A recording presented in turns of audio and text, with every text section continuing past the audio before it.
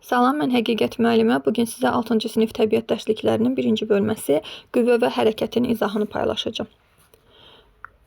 Nədir qüvvə? Qüvvəni biz F hərfi ilə işarə edəcəyik. Vahidi Newtondur, alimin adı ilə adlandırılıb. Ölçən cihaz dinamometr adlanır. Qüvvənin düsturu F bərabərdir M vurulsun. J düsturu ilə hesablanır. Burada M kütlə, J isə qravitasiya sabitidir. M kütlənin vahidi kiloqram götürüləcək, qram da ola bilər. C qravitasiya sabitinin vahidi isə Newton bölünsün kiloqrama bərabər olacaq. Əgər cismi dəyişmirsinizsə, onun kütləsi heç bir zaman dəyişməz. Yəni, bir daş parçasının əgər kütləsi 3 kiloqramdırsa, onu hansı planetə, hansı aya da aparsaz, Marsa da aparsaz, yerdə də qalsa, onun kütləsi 3 kiloqram olacaq. Amma ağırlığı dəyişə bilər. Çünki ağırlıq qüvvəsi onun kütləsinin həmin planetin qravitasiya sabitinin hasilinə bərabərdir. Yer üçün bu sabit 10-a bərabərdir. O səbəbdən 3 kiloqramlıq bir cismə təsir edən ağırlıq 30 Newton olacaq. 3-ü 10-a vuracaqsınız.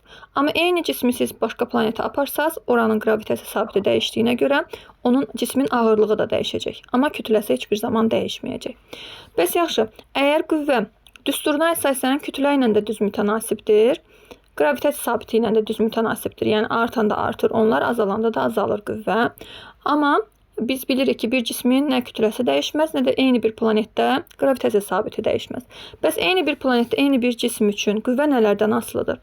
Qüvvə eyni bir planetdə eyni bir cisim üçün qüvvənin tətbiq nöqtəsindən, qüvvənin istiqamətindən və qüvvənin qiymətindən asılıdır, ədədi qiymətindən.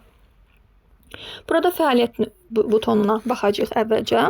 Biz burada A, B, C və D qutularını müşahidə edirik. Əvvəlcə A və B-ni müqayisə edəcəyik. A və B qutularında eyni bir qutuya, eyni kütləli qutulara fərqli nöqtələrdən qüvvənin tətbiq olunduğunu görürük. A qutusuna orta hissədən, B qutusuna kənar hissədən tətbiq nöqtəsindən qüvvə tətbiq edilir.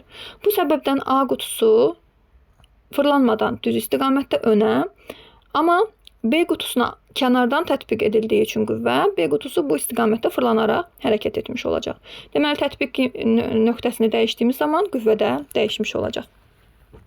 Həmçinin qüvvənin asılılığı tətbiq nöqtəsindən bu deməkdir. Həmçinin C və D şəkillərində isə biz müşahidə edirik ki, burada da eyni qutudur.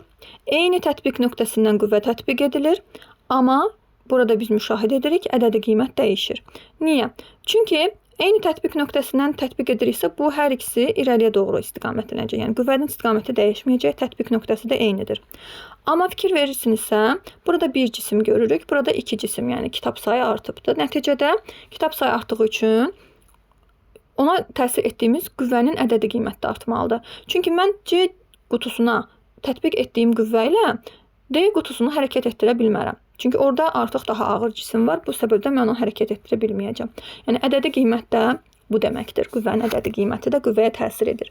Bəs istiqamət necə təsir göstərir? Biz, məsələn, cismi hansı istiqamətə hərəkət etdirmək istəyiriksə, ona o istiqamətdə qüvvə ilə təsir göstərməliyik. Deyək ki, mən şkafın sirməsini özümə tərəf hərəkət etdirmək istəyirəmsə, ona özümə tərəf dartacağam. Yəni, dartma qüvvəsindən istifadə edəcəm. Yox, əgər buradakı kimi dolabı irəliyə doğru aparmaq istəyirəmsə, onu itələyərək, özümdən itələyərək, yəni yenə də hərəkət etdirmək istədiyim istiqamətə doğru ona qüvvə tətbiq etməliyəm. Qüvvənin istiqaməti dedikdə də bunu nəzərdə tuturlar. Daha sonra burada 2 şəkil görürük. Fikir verirsinizsə, yelənçəkdə yellənən uşaq və onu yellənməyinə dəstək olan qüvvə tətbiq edən uşaq müşahidə edirik.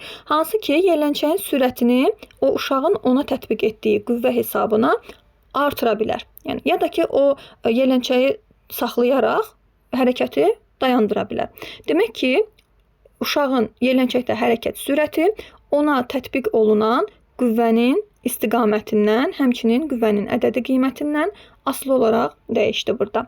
Və yaxud da digər bir şəkildə biz görürük ki, 2 uşaq top oynayır. Əgər ki, topa daha güclü qüvvə ilə zərbə endirsə uşaq, o top daha uzaq məsafəyə hərəkət edəcək. Yox, daha az qüvvə ilə təsir göstərsə, onda daha, belə deyək, az qüvvə ilə hərəkət edəcək. Topu tutub saxlasa, bu zaman hərəkəti dayanacaq. Yəni, qüvvə cismin bir müddətdən sonra harada olacağını təyin edən bir anlayışdır əslində. Hərəkətə dəstək olan bir, belə deyək, anlayışdır. Daha sonra digər şəkillərdə baxaq nələri müşahidə edirik. Məsələn, burada da iki uşağın tenis oynadığını görürük. Əgər uşaq tenis topunun istiqamətini dəyişmək istəyirsə, onda ona həmin hansı istiqamətdə hərəkət etməsini istəyirsə, o istiqamətdə qüvvə tətbiq etməlidir. Ya da voleybol oynayan uşaqlar yenə də topun istiqamətini dəyişdirmək istəyirlərsə, hansı istiqamətdə istəyirlərsə, onlara o topa o istiqamətdə qüvvə tətbiq etməlidir. Qeyd etdik ki, qüvvə F hərfi ilə işarə olunur, vahidi Newtondur, onu ölçən cihaz dinamometr adlanır. Dinamometr üzərindəki rəqəmlər Newtonla ifadə olunur. Yəni, məsələn, 1 Newton, 2 Newton, 3 Newton, 4 Newton yuxarıdan aşağı gəldikcə artır və məsələn, deyək ki, 3 kiloqramlıq bir cismə dinamometr neçə göstərər desə yer səthi üçün C qravitasiya sabiti 10-a bərabər olduğu üçün 3-ü 10-a vuracaqsınız, 30-u göstərəcək. Yəni, bu zaman dinamometr üzərində 30 Newton axtaracaqsınız. 3 kiloqram olduğu üçün uşaqlar bəzən çaşıb 3 axtarır. 3 kiloqram olduğu üçün 3 axtarmayacaqsınız. Dinamometr 3-ün, yəni kütlənin qravitasiya sabitinin hasilini, yəni F-i ifadə edən bir cihazdır. Bu səbəbdən də bizə F-i verəcək bu cihazın üzərindəki rəqəm. Daha sonra baxırıq. Məsələn, burada deyir ki, bizə məlumat verir ki, deyir bu dinamometrin ölçdüyü qüvvənin ədədi qiyməti 2,5 Newtondur. Əgər 2,5 Newtondursa, deməli mənə bu F-i verib. F bərabərdir 2,5 Newton. Biz də bilirik ki, C sabitdir, daima 10-a bərabərdir. 10 Newton bölünsün, kiloqrama bərabərdir. Onda cismin kütləsini necə taparıq? F bərabərdir, M vurulsun J-dən. M-i necə taparam? Məchul vuruqdur. M-i tapmaq üçün F-i bölməliyəm J-yə. F-i də bilirəm 2,5. J-ni də bilirəm 10. 2,5-i 10-a bölürəm. Bu da eləyir 0,25 kiloqram. Yəni, bu cismin kütləsi 0,25 kiloqramıymış ki, ona təsir göstərən qüvvə 2,5 Newton ədədi qiymətinə bərabər olmuş olub. Daha sonra növbəti hissədə biz tətbiq nöqtəsini müşahidə eləyəcəyik. Məsələn, bunu bayaq fəaliyyətdə də baxdıq. Deyək ki, bu cismə əgər barmağın istiqamətində bir qüvvə ilə itələnirsə, onda cisim irəliyə doğru hərəkət edəcək sadəcə. Yəni, fikir versə, burada bu hissədə dayanmışdı cisim, burada artıq irəlidə dayanıb, amma heç bir fırlanma müşahidə etmirik. Çünki tətbiq nöqtəsi tən ortadan təsir göstərib. Amma digər B şəklində kənar nöqtədən təsir göstərilib. Buna görə də cisim bu istiqamətdə fırlanıb və artıq bu formada dayanıbdır. Deməli, tətbiq nöqtəsi qüvvənin özünə təsir göstərən amillərdən biriymiş. Bu nümunələ də bunu isbat etmiş oluruq. Daha sonra baxırıq digər şəkillərə, C və D şəkillərinə. Baxaq, onun deyir ki, ədədi qiymətindən necə asılıdır qüvvənin, yuxarıda da qeyd etmişdik. Yəni, nə qədər kiçik cisim olsa, mən onu daha az qüvvə tətbiq edəcəm. Nə qədər böyük cisim olsa, mən onu bir o qədər böyük qüvvə tətbiq edəcəm. Məsələn, balaca oyuncaq maşını itələmək üçün sərf etdiyim qüvvə ilə real maşını itələmək üçün sərf etdiyim qüvvə təbii ki, bərabər olmayacaq. Nə qədər cisim ağırdırsa, ona tətbiq olunan qüvvə də bir o qədər böyük olacaq. Yəni, bu da onun ədədi qiymətindən asıllığını ifadə edir. Demək ki, biz qüvvənin istiqamətindən, həmçinin qüvvənin tətbiq nöqtəsindən, həmçinin də qüvvənin ədədi qiymətdən asılı olduğunu bu mövzu içərisində öyrəndik.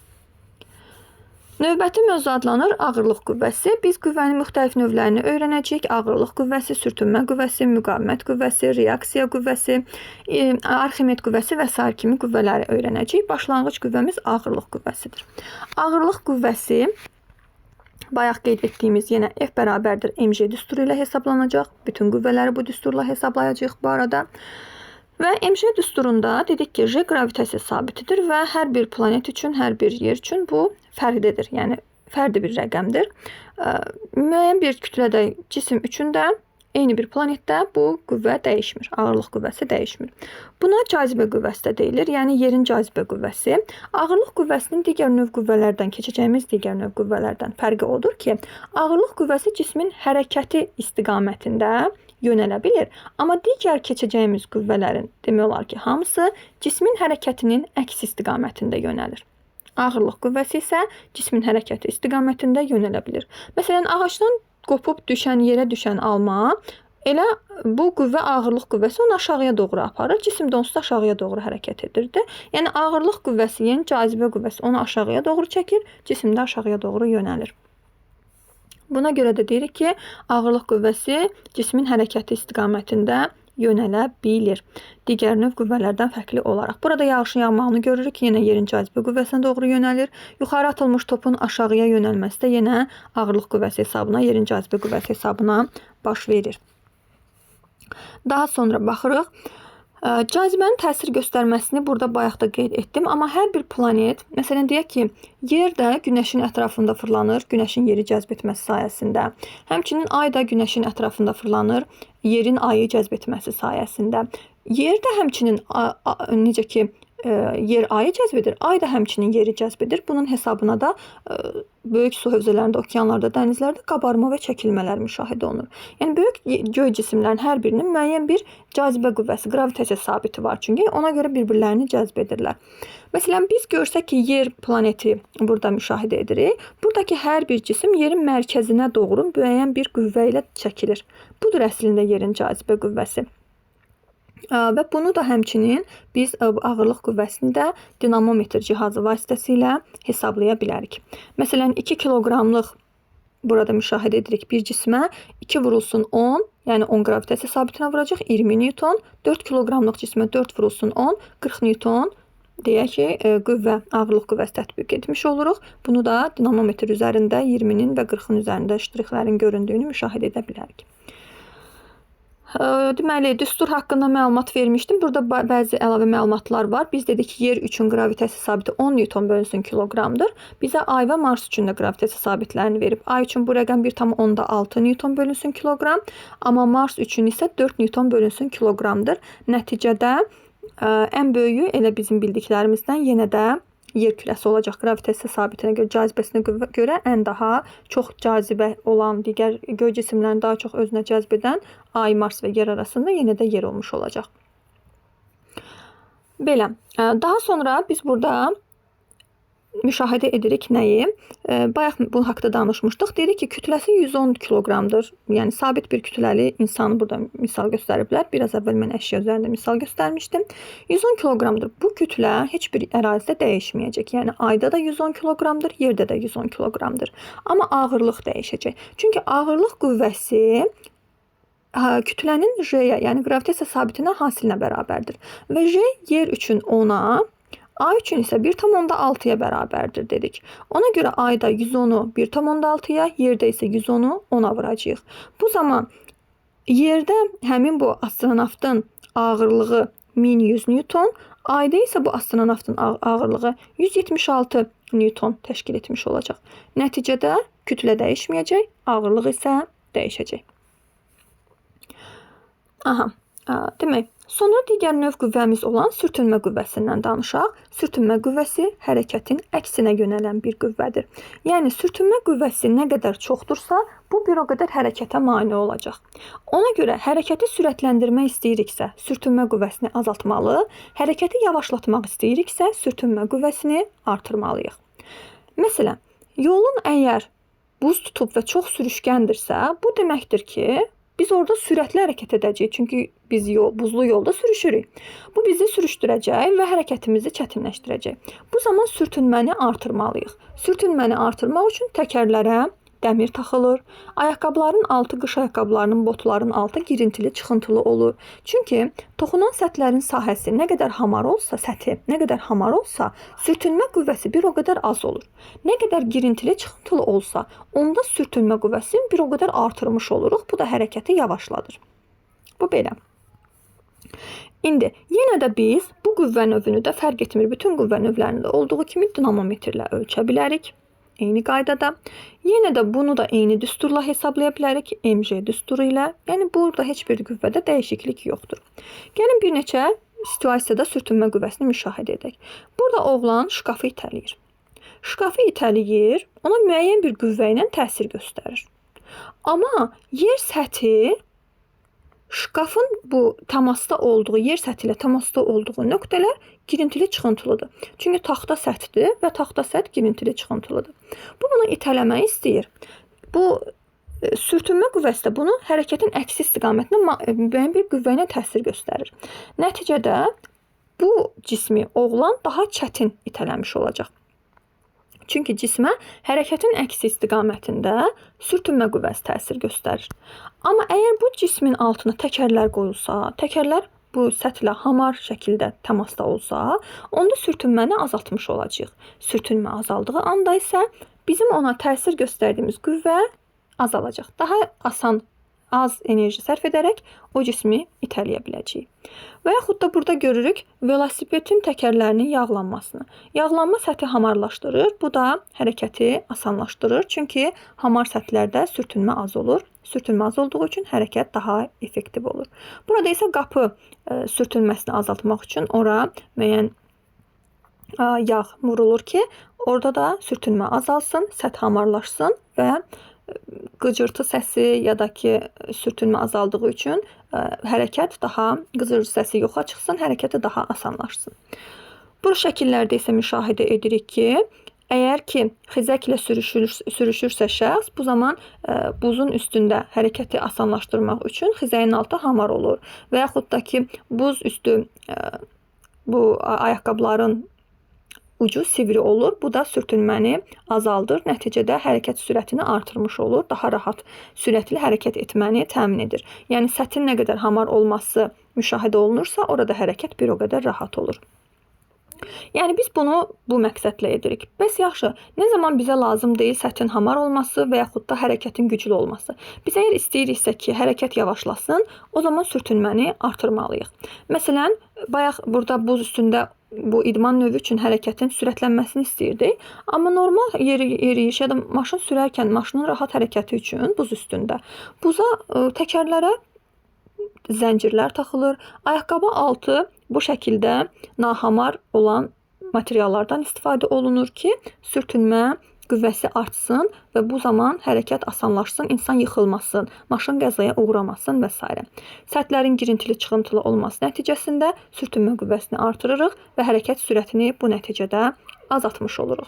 Burada isə verilibdir ki, göz yaşı gözü nəmləndirir və bu hamarlıq nəticəsində gözdə sürtünmə azalır və nəticədə gözümüzün zədələnməsinin qarşısı alınır. Daha sonra biz danışacağıq sürtünmə qüvvəsinin bir növü olan havanın müqavimət qüvvəsindən. Bu da əslində sürtünmə qüvvəsinin bir növüdür. Sürtünmə bərk səthlərdə təmasdan biz danışdıq. Girintili çıxıntılıdır dedik. Amma hava da əslində müəyyən bir hərəkətin əksinə, hərəkətə də olan cismə maneə törədən bir qüvvəyə sahibdir və bu qüvvə müqavimət qüvvəsidir. Sürtünmənin bir növüdür o da. Deyək ki, bir cisim yuxarıdan aşağı düşür və yuxarıdan aşağı olan cismə həmçində hava onu yuxarı qaldırmağa səy göstərir. Bu havanın müqavimət qüvvəsidir. Və səthin sahəsi nə qədər böyük olarsa, havanın müqavimət qüvvəsi bir o qədər çox nöqtədən təsir göstərdiyi üçün bir o qədər böyük olar. Amma səthin sahəsi az olarsa, onda müqavimət qüvvəsi az nöqtədən təsir göstərə bildiyi üçün daha kiçik olar. Bu səbəbdəndir ki, eyni bir vərəqi, eyni A4 vərəqini bir bütöv şəkildə yerə atsaz, eyni anda da büzüşdürüb digər əlinizlə eyni boyda vərəqi yerə atsaz, büzüşmüş vərəq daha tez yerə düşəcək. Çünki onun ağırlıq qüvvələri eynidir. Çünki kütlə eynidir, qravitasiya sabit eynidir. Hər ikisinin ağırlıq qüvvəsi eynidir. Amma onlara təsir göstərən müqavimət qüvvəsi fərqlidir. Birinciyə təsir göstərən müqavimət qüvvəsi daha güclü olduğu üçün birinci yerə daha gec düşür. İkinciyə təsir göstərən müqavimət qüvvəsi isə səthin sahəsi kiçildiyi üçün azdır və nəticədə ikinci cisim yerə daha tez düşür. Birinci cisim isə yerə daha gec düşür. Çünki ağırlıq eyni olsa da, əksinə təsir göstərən müqavimət qüvvəsi birincidə daha böyükdür. Səthin sahəsi geniş olduğundan. Bu səbəbdən də havada ya da suda olan hərəkət edən heyvanlarda ya da onların quruluşuna əsaslanaraq texnoloji cihazların hazırlanmasında bu qüvvənin artırılıb azalmasına diqqət yetirilir xüsusi. Yəni əgər məsələn hərəkət edilirsə, bu hərəkətə mane olan bir qüvvədirsə, mən baxmalıyam ki, mən necə edim ki, bu qüvvəni azaldım ki, hərəkətə mane olmasın. Heyvanlarda bu təbii olaraq var. Məsələn, fikir verirsinizsə, delfinin burnu sivridir. Sivri burun suya toxunan səthi kiçildir. Yəni Deyək ki, delfinin burnu bu şəkildə sivri olduğu üçün su ilə təmasda olan nöqtə ancaq bu nöqtə olmuş olur. Bir də var ki, əgər küt olsaydı onun baş hissəsi bu şəkildə bir neçə nöqtədən müqavimət təsir edərdi. Bu onun suda hərəkətinə də mane ola bilərdi. Bu prinsipə baxılaraq, həmçinin də biz burada sualtı qayıqların quruluşunda da eyni quruluşun hazırlanmada istifadə olunduğunu müşahidə edə bilərik. Bu belə. Daha sonra quşların da həmçinin uçarkən quruluşuna fikir versəz, eyni prinsiplə onların da hava müqavimət qüvvəsini azaltmaq səbəbilə V şəklində uçduğunu müşahidə edə bilərsiniz. Bu da yenə müqaviməti azaltmağa belə deyək olan bir uyğunlaşmadır, davranış uyğunlaşmasıdır. Quruluşlarında olan bir həmçinin uyğunlaşmadır. Daha sonra biz baxırıq burada pişiyin dırmaşmasına. Pişik dırmaşarkən ağaca dırmaşır və ağaca dırmaşarkən onun dırnaqlarındakı o nahamarlıq ağacla aradakı sürtünməni artırdığı üçün yıxılmır. Amma sürtünmə az olsaydı o sürüşüb aşağı düşərdi. Deyək, hamar bir turbaya dırmaşması bunun qədər asan olmayacaqdı, sürüşüb aşağı düşəcəkdi. Növbəti qüvvəmiz Arximed qüvvəsi adlanır və Arximed qüvvəsi dediyimiz qüvvə yenə dinamometr cihazı vasitəsilə ölçülə bilir. Sadəcə burada biz sudan olan proseslərə müşahidə eləyəcəyik. Məsələn, bizə verir ki, topu suya batırıb əlimizdən buraxdıqda o suyun səthinə çıxır. Topu suyun səthinə qaldıran qüvvə Arximed qüvvəsidir. Yəni, bura qədər batırdın, əlini çəkdin, buradan yuxarıya doğru top hərəkət edəcək. Arximed qüvvəsi onu yuxarıya doğru qaldıracaq. Arximed qüvvəsi nədən asılıdır? Arximed qüvvəsi birincisi və yaxud itələmə qüvvəsi də adlandıra bilərik bu qüvvəni. Hər iki qüvvə eyni növ qüvvənin müxtəlif adlarıdır. Həm itələmə, həm də Arximed eyni qüvvədir. Və bu qüvvə cismin suya batan hissəsinin həcmi nə qədər çox olsa, ona təsir edən Arximed qüvvəsi də bir o qədər çox olacaq. Yəni, mən cismin nə qədər çox səthini suya batırsam, onu yuxarıya doğru qaldırmaq istəyən Arximed qüvvəsi də o qədər çox olacaq. Bu səbəbdən həcmlə, batan hissənin həcmi ilə Arximed qüvvəsi düz mütənasibdir. Həmçinin də bayaq qeyd etdiyimiz kimi, yalnızca dedik ki, ağırlıq qüvvəsi hərəkət istiqamətində olur. Bundan əvvəl keçdiyimiz sürtünmə, müqavimət və bu qüvvədə daxil Arximed və yaxud itələmə qüvvəsi də hərəkətin əksinə doğru yönələn qüvvələrdir. İndi burada baxırıq dalğıca təsir göstərən qüvvələrə. Dalğıca müəyyən bir ağırlıq qüvvəsi təsir göstərir, onu aşağıya doğru yönəldir. Həmçinin də dalğıcı yuxarı qaldırmaq istəyən Arximed qüvvəsində biz burada müşahidə edirik. Qüvvələr taraz olduğu üçün dalğıc suyun altında dayana bilir. Amma əgər ağırlıq qüvvəsi daha çox olsaydı, dalğıc daha dərinə batardı. Arximed qüvvəsi daha çox olsaydı, bu qüvvə dalğıcı yuxarıya doğru çıxarardı. Biz burada müşahidə edirik gəmilərin quruluşunu. Fikir verirsinizsə, gəmilərin yüklərini boşaltdıqdan sonra ona təsir edən Arximed qüvvəsi, yəni eyni bir cisimdir, amma burada batan səthin həcmi, batan hissənin həcmi daha böyük olduğu üçün ona təsir edən Arximed qüvvəsi də çox idi. Amma burada artıq batan hissənin həcmi kiçildiyi üçün ona təsir edən Arximed qüvvəsi də az olmuş olur. Və yaxud da burada batan hissə daha böyük olduğu üçün ona təsir edən Arximed qüvvəsi də güclü olur. Amma burada batan hissə topun yarısı qədərdir. Ona görə bu hardasa yarı qədər az miqdarda, ədədi qiymətdə Arximed qüvvəsinin təsiri ilə müşahidə olunacaq. Növbəti mövzu adlanır tarazlaşan və tarazlaşmayan qüvvələr. Bunlar əslində qüvvə növü deyil. Müxtəlif növ qüvvələr eyni bir cismə təsir göstərirsə və cisim ya əvvəlki hərəkətini davam etdirir, ya da ümumiyyətlə hərəkətsiz idisə, yenə də hərəkətsiz vəziyyətdə qalırsa, bu deməkdir ki, bu qüvvələr tarazlıq yaradıblar. Yox, əgər cismin hərəkəti ya əvvəlkindən də sürətli şəkildə davam edir, ya hərəkətsiz bir cisim hərəkətə başlayır, ya da hərəkətdə olan cisim tamamilə əks istiqamətdə hərəkətini davam etdirirsə, deməli ona tarazlaşmayan qüvvələr təsir göstərir. Bu ifadəni, yəni bunu ifadə etmək üçündür. Məsələn, burada biz görürük ki, hər iki tərəfdən dinamometrlə təbiət kütləliyinə olan təsir edən qüvvələr var və hər ikisi 2 Newton təşkil edir. Yəni 2 Newton qüvvə ilə hər iki tərəfdən təsir görürük. Və əgər 2 Newton qüvvə ilə hər iki tərəfdən təsir göstərilirsə, burada bir detal var.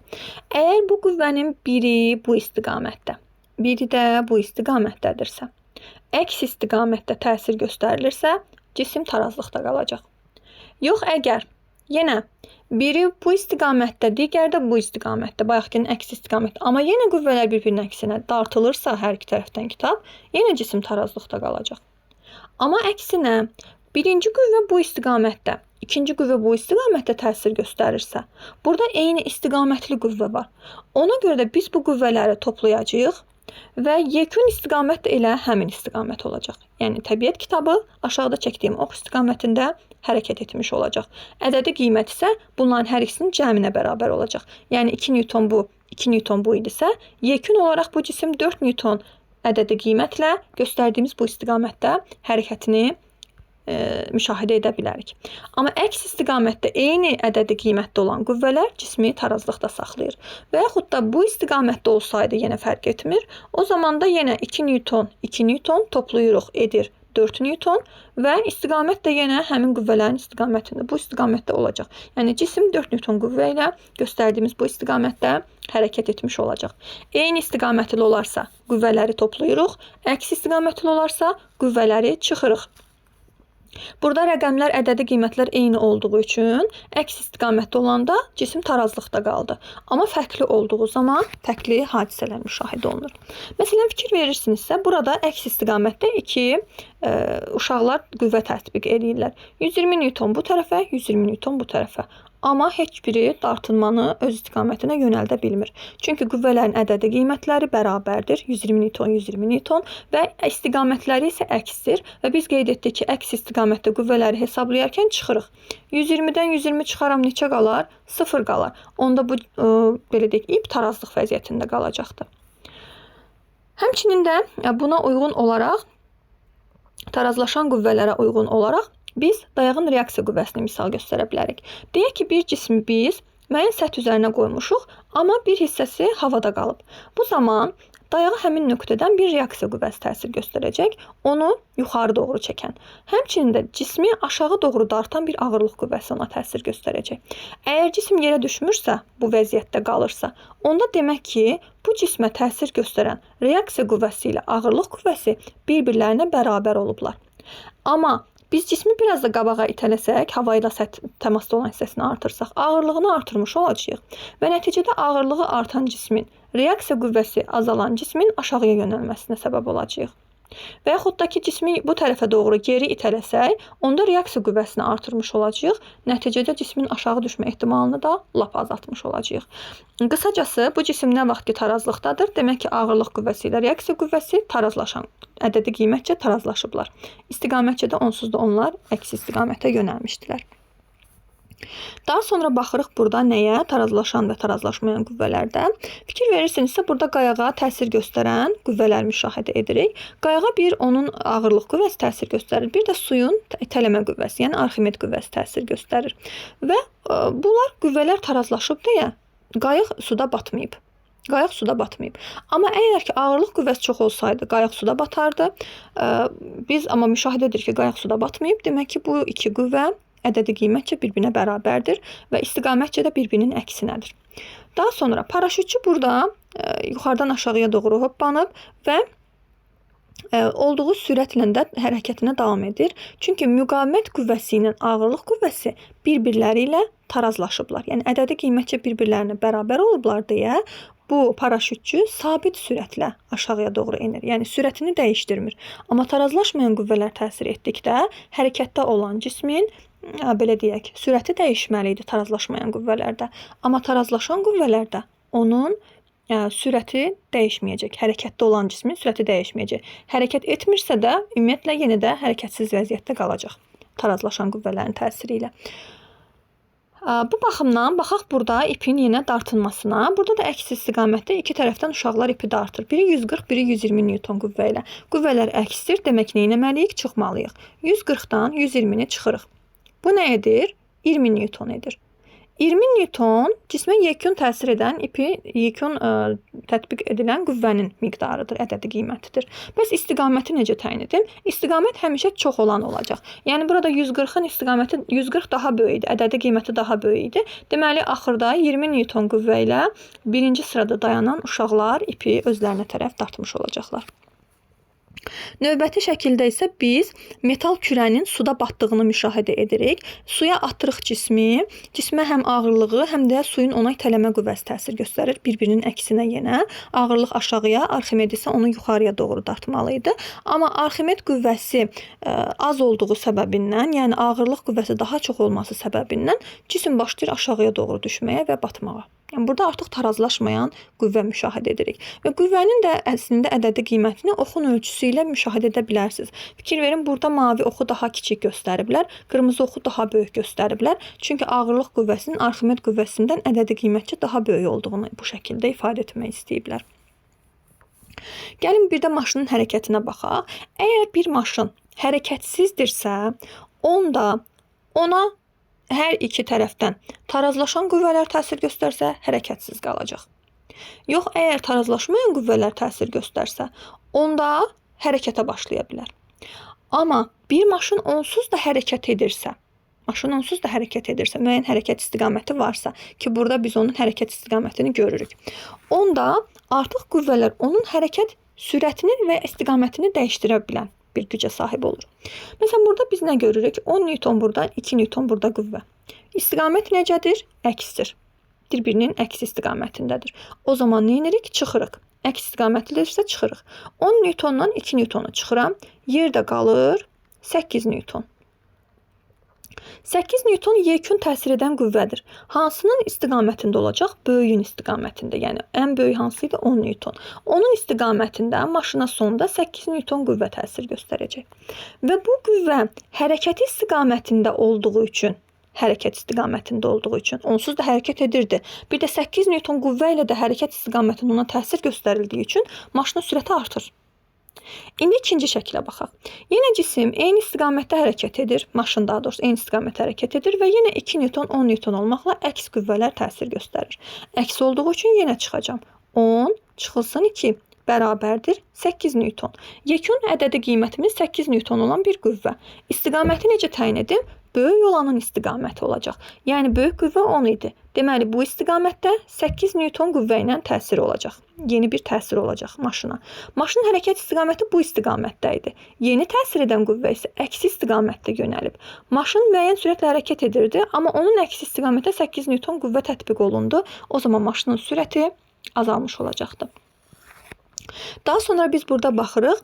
Müəyyən cisimlərə fərqli bir neçə, biz bayaq 2 qüvvənin təsirinə baxmışıq, amma 3, 4, 5 qüvvə də təsir göstərə bilər. Bəs bu zaman necə təyin edə bilərik? Hərəkət istiqamətinə baxmaq üçün baxırıq. Dedik ki, eyni istiqamətli qüvvələr toplanır. Yəni burada yekun qüvvəni tapmaq üçün F2 ilə F3-ü toplayırıq, eyni istiqamətdədir. Sonda F1 neçədirsə, F2 ilə F3, yəni neçədirsə tapırıq və böyük olandan kiçik olanı çıxırıq. Burada hərəkət istiqamətinə fikir verirsiniz, bu istiqamətdə hərəkət edib. Yəni F1-dən F2 ilə F3-ün istiqamətində hərəkət edib yekun olaraq. Demək ki, F2 ilə F3-ün cəmi F1-dən böyük olub ki, cisim onun istiqamətində hərəkət edib. Və yaxud bura baxırıq. Hərəkət istiqaməti yenə yuxarıda verilən bu istiqamətdədir, B cismində. F1 ilə F3 eynidir, toplayacağam. İstiqamətləri eynidir, topladım.